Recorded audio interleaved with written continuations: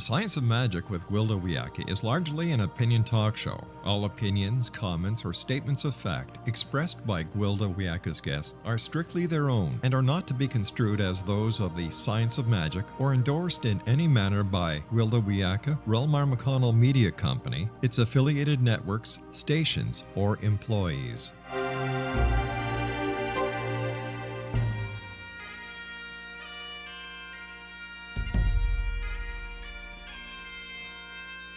Welcome to the Science of Magic with Gwilda Wiyaka, a program dedicated to uncovering the unified nature of reality and humanity's ever-evolving place as truly galactic beings.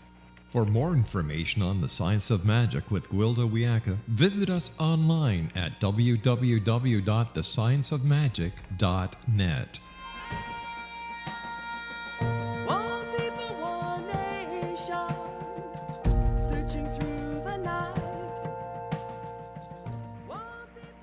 Welcome to the Science of Magic, a place where science and magic come together to transform fact into evolving truth. We're coming to you through the X-Zone Broadcast Network, www.xzbn.net. We can also be found on our website, www.thescienceofmagic.net. I'm your host, Gwilda Wiyaka. This hour we'll be exploring the way. My original shamanic teacher was old, wise, and a stickler for detail. I, young, foolish, and impatient. He would make me repeat rituals, ceremonies, stories, songs, and drum beats to nauseam. God forbid should I add my own rhythm. This was extremely frustrating. Being overly creative, I wanted to sing harmony or add a counter rhythm. He even made me repeat his words and intonations verbatim. When I asked him why, he told me, "This is the way. It must not be changed." "But you never do things the same way. You change stuff around all the time," I whined. "Why do I have to?" "It must first own you before you own it." Shortly before his death, he told me, "The rest of your training is between you and your blood." "What do you mean?" "You have become the way. Now you must let your ancestry speak to your blood from the stars." When I first came to my teacher, I was not in a good way. Extremely sensitive, I felt others' emotions and thoughts as if they were my own. Today, I would probably have been diagnosed as autistic. It was the 1970s, and I was in a college dorm. Drugs were commonplace. When anyone in the huge building smoked pot or dropped acid, I experienced what was referred to as a contact high. I was in fight or flight all the time, adrenals fried and digestion failing. I felt like I was losing my mind from all the bleed through. I would wake at night experiencing a neighbor's acid trip, complete with hallucinations. In hindsight, I realized my teacher's insistence on embodying the way probably saved my life. Most people use shamanic ritual to access the very information that was overwhelming me. My teacher taught me to use the way to manage what I already was. But he didn't stop there. Nothing is free. Though I always brought offerings of food and labor in exchange for his teachings, the real price was in paying it forward. He told me I'd been given a gift from Creator. This came with huge responsibility. I was to pay it back by serving as a bridge for my people as he did for his. He couldn't teach me how. His blood was connected to his ancestry and mine to mine. Over the years since his death, I've come to better understand the purpose behind the discipline he taught me. I was lost in what he called the spirit world, so overwhelmed I could not translate or make use of the information I was receiving. The principles and rituals he shared were earth-based, grounded in time and space. Once I was anchored in the way, he taught me to access and interpret spiritual information in order to bring it to the everyday world, or what some call ordinary reality. Information and reality have a multidimensionality most don't understand. There's what I refer to as a stairway to heaven, a progression of frequencies from matter to spirit and all things in between. This progression not only dictates realities, it contains different levels of truth and understanding. Every shamanic practice has varying degrees of mastery. Each practice has its multiple levels, manage a specific portion of the frequency bandwidth. True shaman are frequency masters. They access and transduce the appropriate frequency for the task at hand. Now, thanks to my teacher's diligence, I live with a foot in each world and have direct access to higher information or truths at will. Yet, without the ability to transduce this information or light down through the frequency scale to ordinary reality, it has no value for me or my people. Listen to your dreams, Wiyaka. Follow your ancestral guides. Speak to the stars. They're your teachers now, my old friend instructed me the last time we were together. And should you get lost, remember the way. It'll always bring you home. Our guest this hour, Sandra Corcoran, is a holistic practitioner, shamanic counselor, and indigenously trained dream decoder using a broad spectrum of ancient and modern modalities. Author of Shamanic Awakening, she co-created the STAR process, a soul retrieval modality, in 1991. Sandy mentored and trained for the past 35 years in North, South, and Central America. She conducts workshops on the Andean Mystical Tradition. After this short break, I'll introduce Sandy, and together we'll explore multiple shamanic ways, shamanic healing, dream work, and their modern-day application. You're listening to The Science of Magic. Prior innovative episodes can always be found on our website, www.thescienceofmagic.net.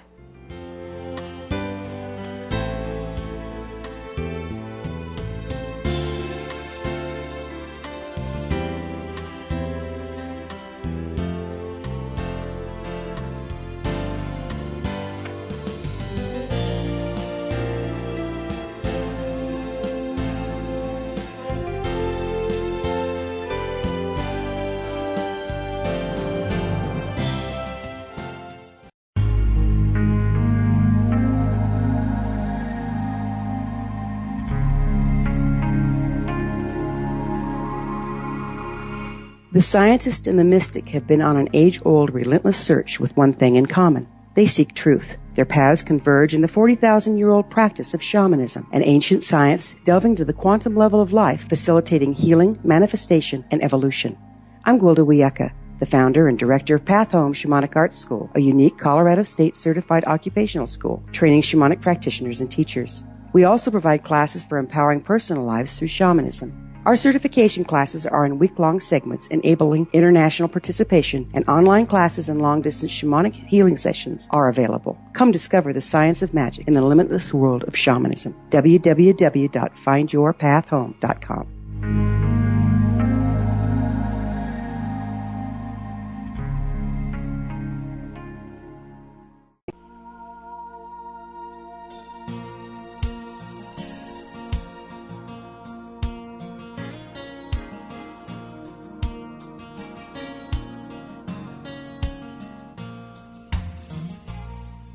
Welcome back. This is The Science of Magic, dedicated to unification and evolution of consciousness. I'm your host, Gwilda Wiyaka. Our guest this hour, Sandy Corcoran, author of Shamanic Awakening, is a holistic practitioner, shamanic counselor, and indigenously trained dream decoder. Her website, www.starwalkervisions.com. Sandy, thank you so much for joining us on The Science of Magic. Thank you for having me, Gwilda. You have an accent. Where are you from? The Boston area, and I've tried very hard over the years to quell it. I love it. I love it. So, Sandy, let's start out by your definition of shamanism. I believe shamanism is a very ancient, millennial-old practice, although it has become a very popular word in the common lexicon today. I believe it's working with energy, and I believe energy is infinite, ever-ending. It does change, but it never stops. And so working with shamanism is working with nature and your capability to both stay focused and disciplined on the work you're doing, as well as open to the infinite possibilities that the universe provides. And then being sort of a bridge between, if somebody comes to you for a healing or work with the dream time, etc., being a bridge between those realms, those etheric realms, and how that individual needs to ground it within their own specific reality. I like that you say within their own specific reality, because we're all different that way, aren't we? Could you speak to that? I think one of the hard things with any movement, whether it's the New Age movement or anything else that takes place on a large scale, is that there's this need for many people to give their power over to the shaman, to the teacher, to the professor, to the priest, to the rabbi, etc. And I think we each have the capability within ourselves to find our direction. I loved what you said earlier in the program when you started about the way. Yes, there is a moral compass involved, but we all have access to the way, and that starts within. That does not start without. Unfortunately, for all of us, because we're in human third-dimensional form, we have wounds, and those wounds commit us to certain belief systems, either emotionally or mentally, and sometimes physically, where we often tend to deny or ignore or even project it onto somebody else. And I think when we get back to a place where we feel centered and grounded and grateful, and that's a huge word, we reach the capacity to be able to forgive ourselves for how we learned our lessons, and then have compassion for the person who taught us how to confront that challenge. Would you speak a little to gratitude, seeing as how you brought it up? It's a huge subject, I know. It is a huge subject. I think the best way to describe it is that our awarenesses become enlivened and expand based on the gratitude we give to the experiences we've chosen to incorporate here in our own cycles of consciousness. And that's not to say that everybody's at the same level. I mean, it's like many people speak many different foreign languages or have many different ethnic or religious beliefs. I think there is a common thread, a common ground across that, but you have to come at it from where you find yourself. And know that where you find yourself, if you're doing it in a way that wishes to become more open and to become more accountable, that the universe constantly provides opportunities for which we can be grateful for, both large and small. Beautiful. And that's a real transmuter, isn't it? Gratitude. It sure is. Yeah, yeah. Why do you think there's such a resurgence of shamanism today? At least I'm experiencing that. I think because people are looking for something. They're looking for something to make their world make more sense, to make the feelings that they're having as the ethers become more translucent, as the veils start to drop, to make to feel more safe, to feel more aware.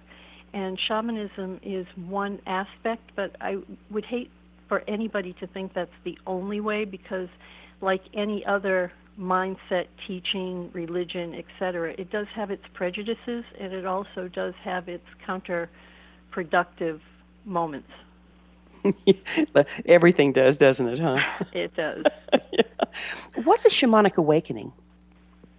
Shamanic Awakening was the title of the book I wrote, which was based on not only my teachings, but my experience through the morass of life in my early years. Mine was not that dissimilar from yours. However, when I was about 29 years old, 30 years old, I had my first child, and she was a Down syndrome baby. I was a special needs teacher at the time. I accepted that, but in a short period of time, when she was about 2, she passed away. And it's not that I wanted to commit suicide or anything like that, but I just didn't want to be here anymore. I wanted to go home to Source. It was too hard here. I didn't know why I had signed up for that contract, because none of us expect to outlive our children. And at that point, different Native American women, First Nations people, started coming to me and saying that I had made a promise to Mystery, and they were here to teach me, and I had much to do in my life, and it didn't involve giving up. And so the next 30 years is what Shamanic Awakening is about. It's like at each step how I became more conscious of myself and more conscious of the living universe and more conscious of the opportunities to shift the denser vibrations of loss and fear and grief into something more palpable that can help both myself and others. So the death of your daughter was actually a bit of a shamanic death for you, is that correct? Absolutely. I think in any hardship or terrible circumstance any of us find ourselves in, if we can look beyond that moment, there is a gift in that. And, we didn't sign up for the punishment. We didn't sign up for the hurt. We didn't sign up for the loss. We signed up for the gift. And I think so many of us have lost sight of that. And in the gift of her passing was the gift of these, indigenous women starting me on a path that for 30 years I would follow. During a shamanic death, there's usually what I call a point of choosing, a time when a person can decide to remain in victim or use the shattering of their life to transform it. What was your experience of this, and ultimately what made you decide to take the path you did? I took the path ultimately to survive, for somebody to tell me day to day, wake up, do this, say this prayer, um, you know, smudge this area. I just needed somebody initially to tell me what to do because I was kind of in a fog. And I can remember about 2.5 years into the teachings, I woke up one morning and went outside to pray and felt the sun on my face. And I can still remember it to this day. It was this exquisite experience of feeling alive and at the same moment realizing that I had to let go of the pain. I had to let her go so that I could grow. And to me, that was a pivotal moment where I stopped collecting and started being. It's amazing, those moments of awakening. You know, when you're going through a shamanic death, many tend to experience amazing synchronicities. Why do you think that is? And would you speak about your experience of these? Most of the experiences I've had that have catapulted me into higher understandings have all come through death in my life. I've had way too many people in my world die. But each one has left a little gift at the door. And I think the reason for that, you know, we don't talk about death. There are cultures that do see that as a sequence of the human form, but we tend to talk about birth and maybe about menses and men coming to their manhood and, you know, maybe being 21 and being able to vote and drink and maybe having a child. But we never talk about the end result of a very normal cycle we all need to pass through, which is death. And death isn't this scary thing where you're going to be cast to heaven, hell, or something in between.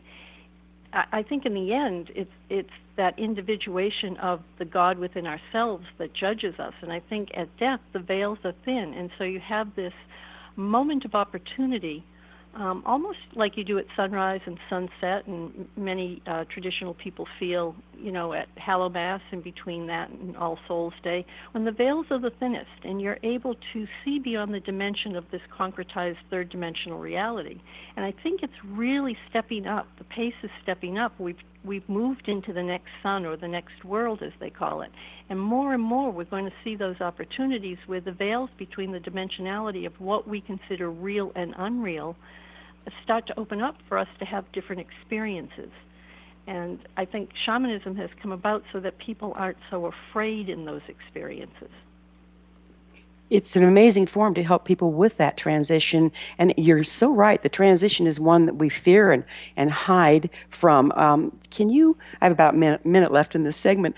Can you speak to how people can reframe the way they're viewing death? Well, I think that's individual, because what I say is not going to make somebody have a different belief. But from my perspective, I think when we drop these personas and templates at death, we return to the one, or the all that is, or great mystery, or God, or the Big Bang, or whatever you want to call that higher vibrational level from which we all come from. And when we choose to come into this earthbound third-dimensional reality on Earth for this experiment to find ourselves through the way, we end up forgetting that when we go back, it's much more glorious than what it's been here. And so the fear is only because I think people don't want to hurt when they die. People don't want to lose people they love. People don't know what that's going to look like. And in a lot of the shamanic traditions, they put you through ceremonies and rituals where you come face to face with your own death so that you're not afraid of that moment. It's a huge transitional time, and I love the provision. I mean, it sounds gross coming face to face with your own death, but it's so liberating to come face to face with something and not fear it anymore. Then you can really live. Is this what you're experiencing? Exactly. Yeah, how nice. Our special guest this hour is Sandra Corcoran. She's the author of Shamanic Awakening. She's a holistic practitioner, shamanic counselor, and indigenously trained dream decoder. Her website, www.starwalkervisions.com. Sandy and I will return to our discussion after this short break.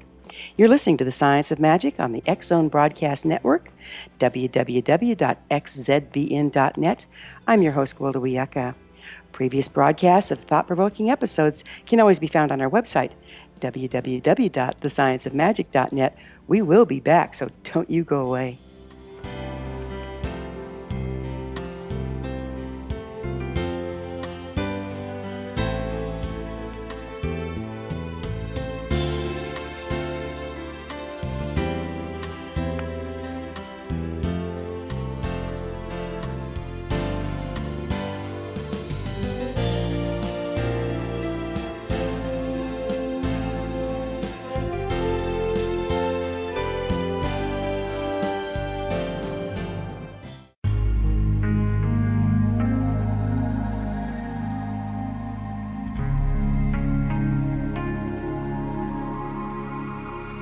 The scientist and the mystic have been on an age-old, relentless search with one thing in common. They seek truth. Their paths converge in the 40,000-year-old practice of shamanism, an ancient science delving to the quantum level of life, facilitating healing, manifestation, and evolution. I'm Gwilda Wiyaka, the founder and director of Path Home Shamanic Arts School, a unique Colorado State certified occupational school training shamanic practitioners and teachers. We also provide classes for empowering personal lives through shamanism. Our certification classes are in week-long segments enabling international participation, and online classes and long-distance shamanic healing sessions are available. Come discover the science of magic in the limitless world of shamanism. www.findyourpathhome.com.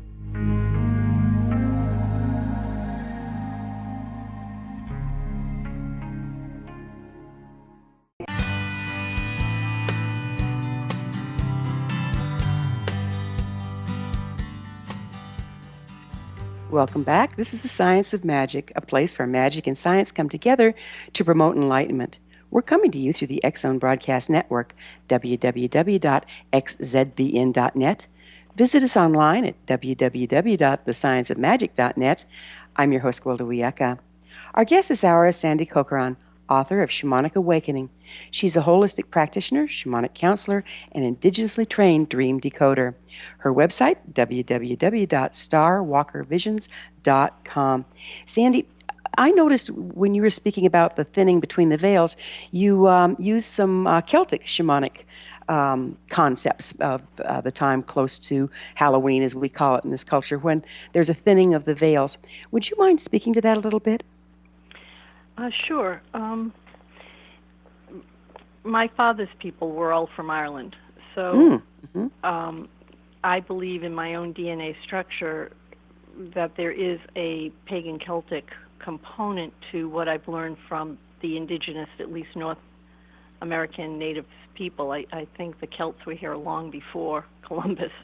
And the thinning of the veils is basically, there comes a time in the vibration or the context of the vibration around our planet where the dimensionality, the vibration of the dimensions, and there are more dimensions than just this concretized form, become thinner, where you're able to access more of the etheric realms or the dimensions that lay beyond the solid wall or construct that we see in our day-to-day reality.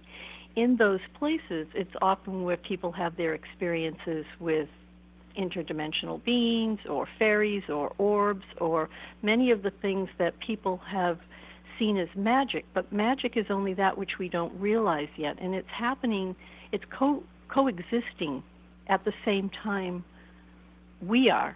So when the veils are thin, we're able to access the finer vibrations of what lays beyond, and in those finer vibrations, we're able to connect, albeit temporarily, with activities, personas, etc., that are on that other side. Mm. And you've studied many shamanic forms. What do you see as the advantage of having done so? I think there's a single thread that runs throughout all the teachings I've had, whether they've been in, Ireland or Egypt or South America or North America, and that single line has to do with the fact that love and light penetrate all forms of matter, and that, in a way, consciousness was melded into that matter to help us draw forth our awareness. And our awareness comes from being open, from being accountable, from taking ownership. And what I mean by that is it's not from an egotistical point of view, but as opposed to giving away your power to somebody else, to having them do it.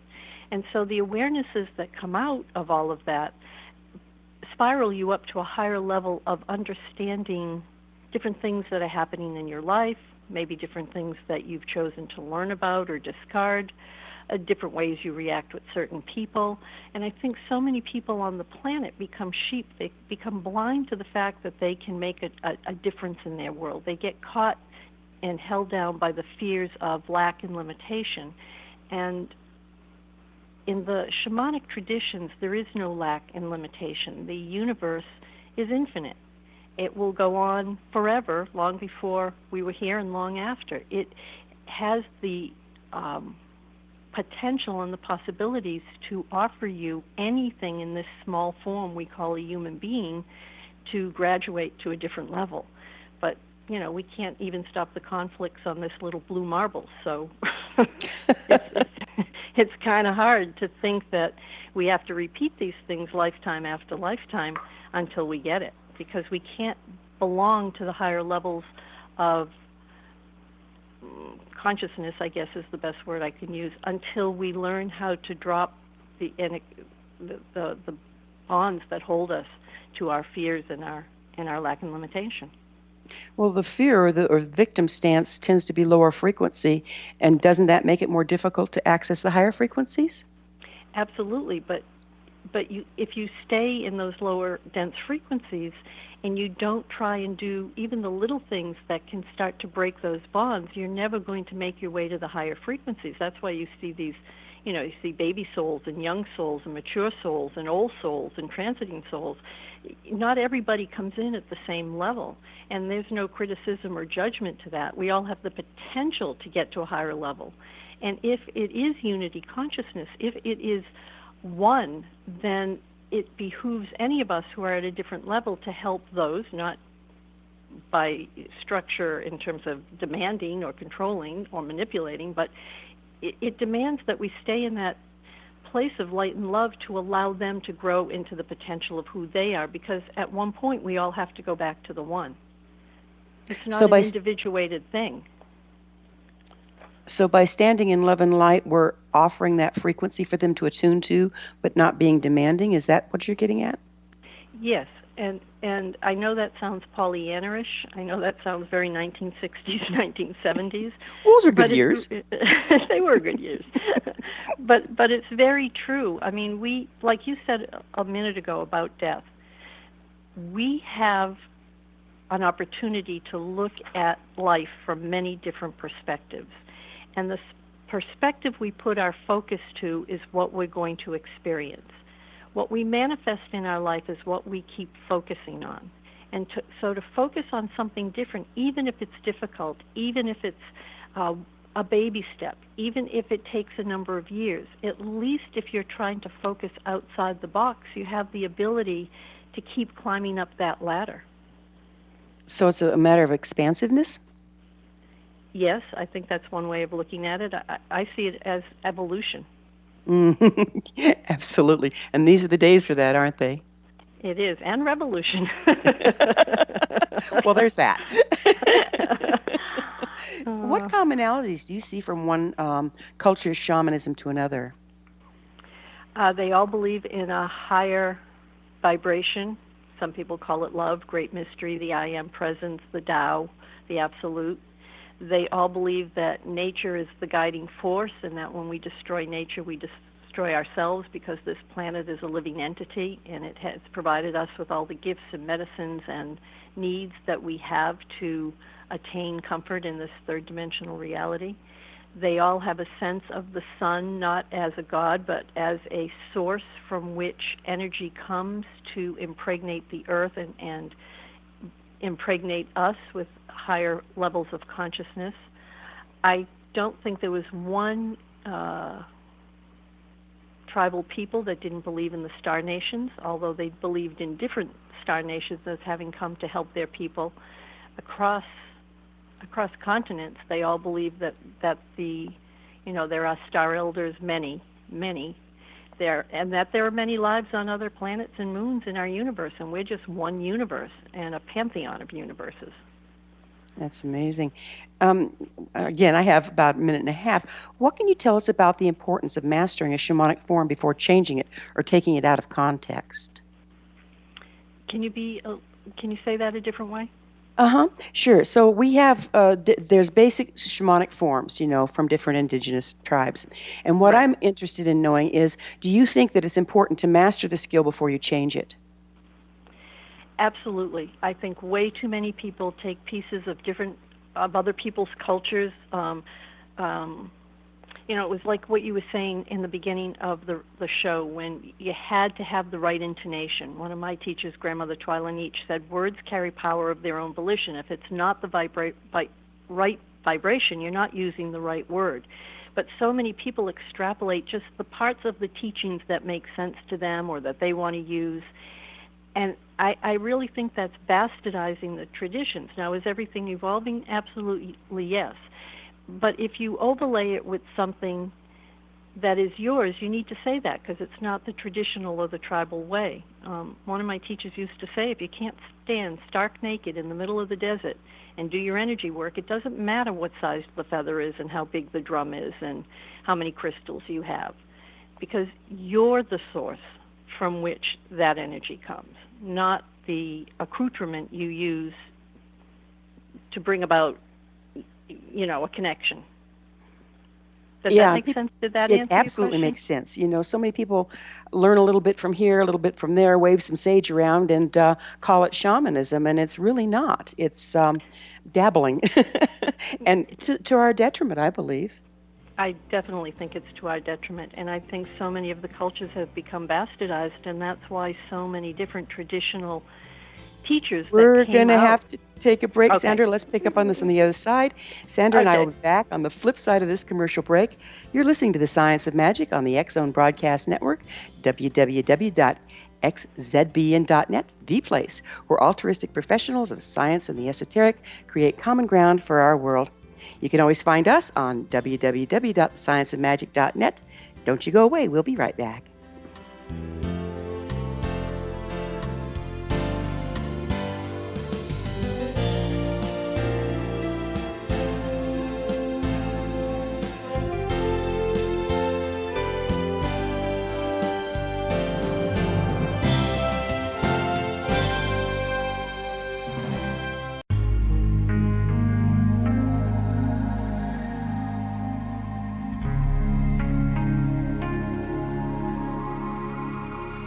The scientist and the mystic have been on an age-old, relentless search with one thing in common. They seek truth. Their paths converge in the 40,000-year-old practice of shamanism, an ancient science delving to the quantum level of life, facilitating healing, manifestation, and evolution.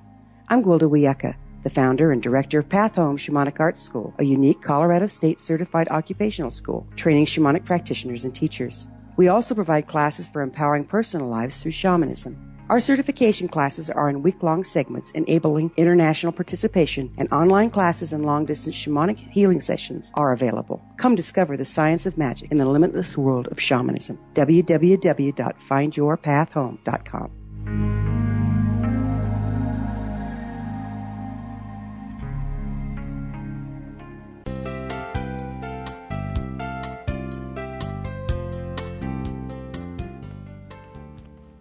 Welcome back. This is The Science of Magic, bringing together gifted people of service to the world. We're coming to you through the X-Zone Broadcast Network, www.xzbn.net. Our website is www.thescienceofmagic.net. I'm your host, Gwilda Wiyaka.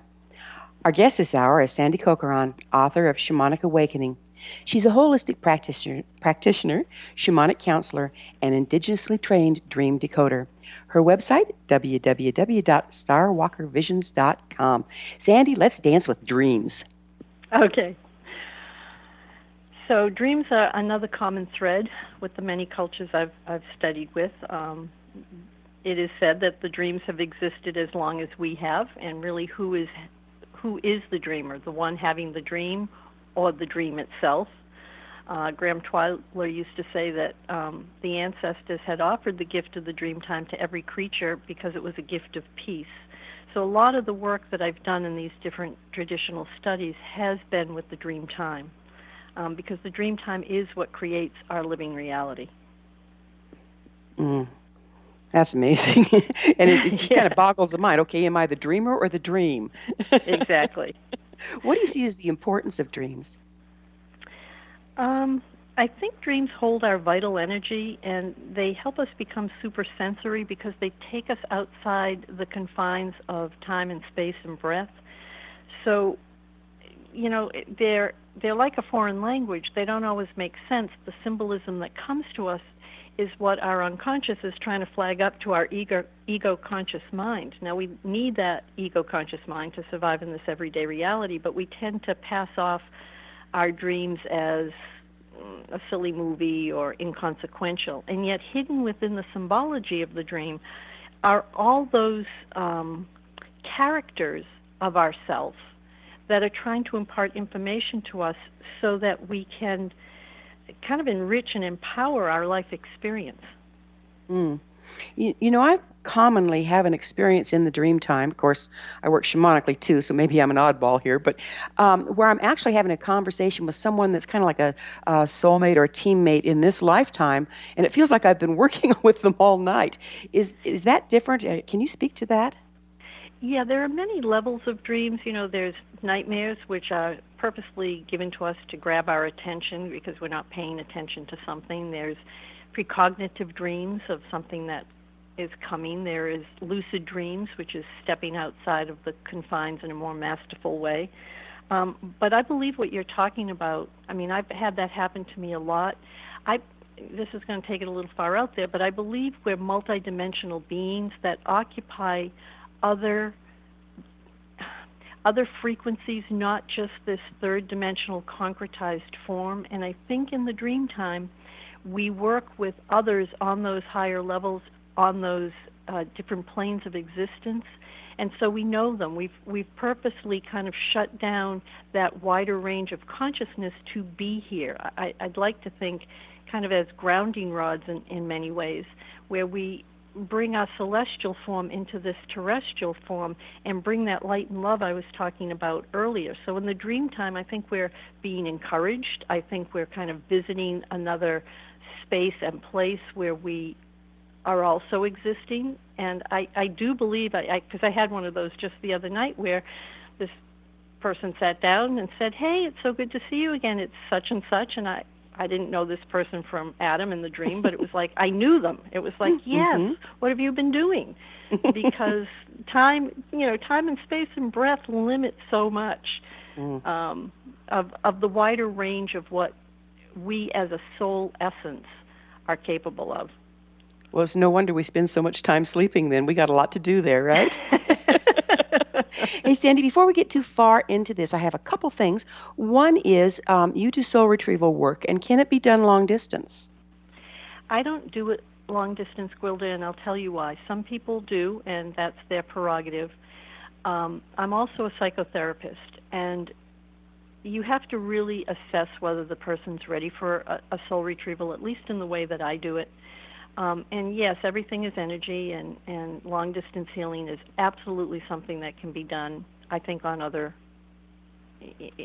formats. But I think in soul retrieval, you don't sometimes know what doorways are going to open for that person to go into a past life or their current life where there's been a very deep trauma.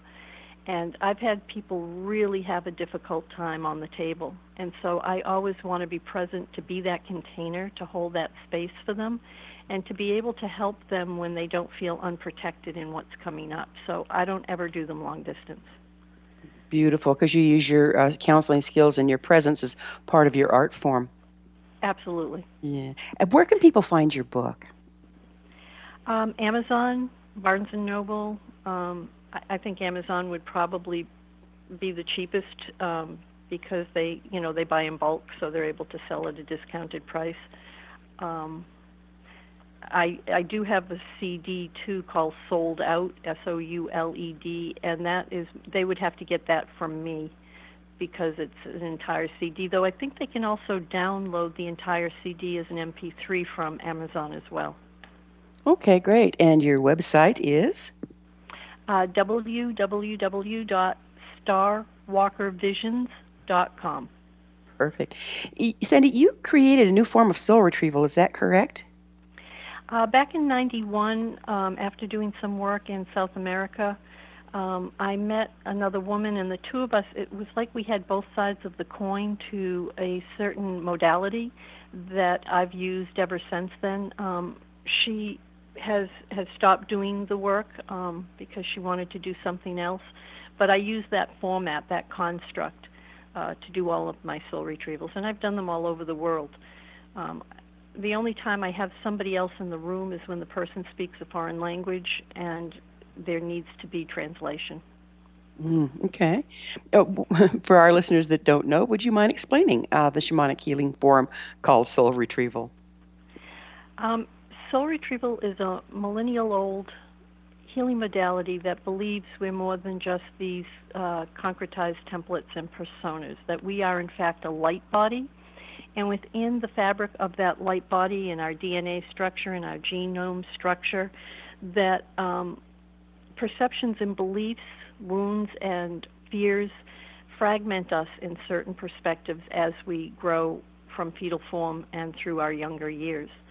And it's not like those greater or higher vibrational essences are lost to us, but they're not lined up with our core. So in a very irreverent way, like when a computer gets a virus and it needs to be defragged and the software downloaded again, the structure of the soul retrieval has the capacity to bring a higher vibration back into the cellular structure through the light body into the physical body.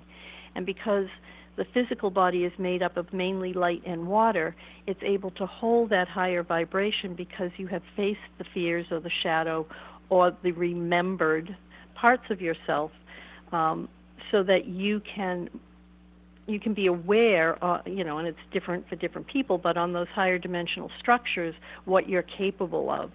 I think there's been some great people that have talked about it. I think Bruce Lipton in his epigenetics, I think the late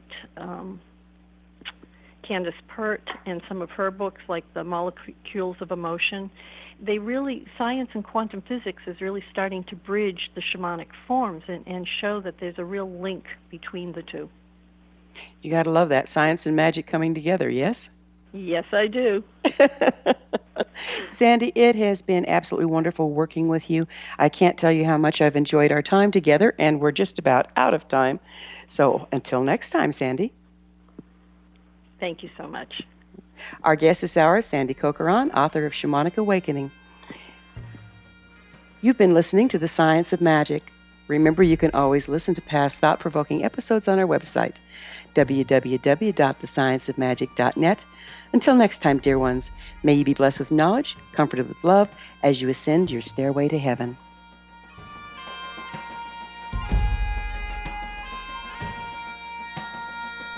One people, one nation, searching through the night. One people, one nation.